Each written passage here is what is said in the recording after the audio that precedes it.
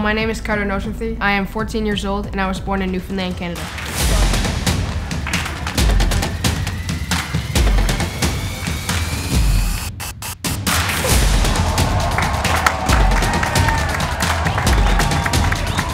So I've pretty much been doing gymnastics all of my life, but I started competing competitively in gymnastics at the age of 9, and I've been doing it all the way up to where I am now. Well, Carter has always been very intense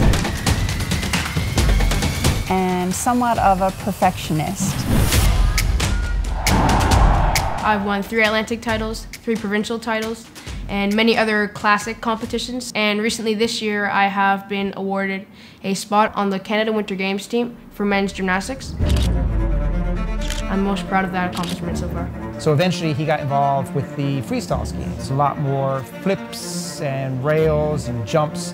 So at that point, we could see that he was very competitive, he was very skilled, and about the same time he was more involved with gymnastics and the skiing. So it got to a point where we sort of, where Carter had to choose whether he wanted to devote his time to skiing or devote it to gymnastics.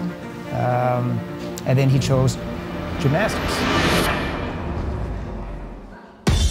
My name is Ian Downey and I'm Carter's personal coach here at Halifax Alta. I've been coaching Carter in the competitive program for about 5 years now.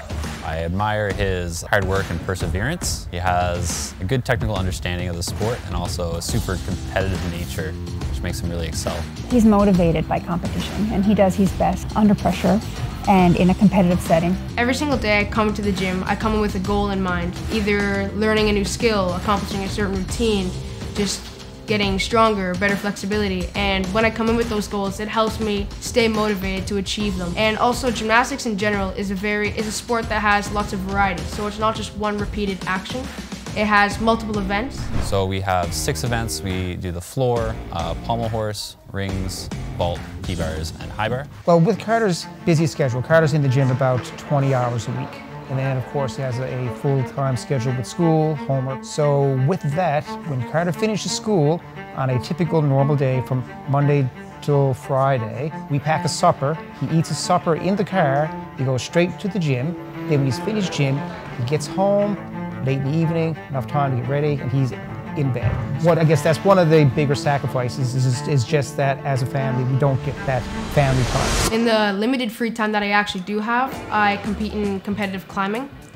I've recently been awarded a spot on the national team. And so he convinced us that he could balance school as well as gymnastics as well as climbing without his health, happiness, or grades dropping. And I also take part in drawing at a free time hobby at home during the lockdown and COVID. And that's really when it sparked my interest and I began experimenting with different techniques, different styles, and I've been expanding my knowledge. He has to manage his time very well.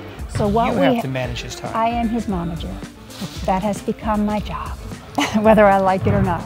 Pretty much whenever I have free time, I use that time to get ahead in school, because whenever I'm off school, of course, I have gymnastics because I train in gymnastics every single day of the week, so it's really hard to balance those two. Carter has gotten better with managing his time, and managing his time is very important in order for him to do everything that he would like to do.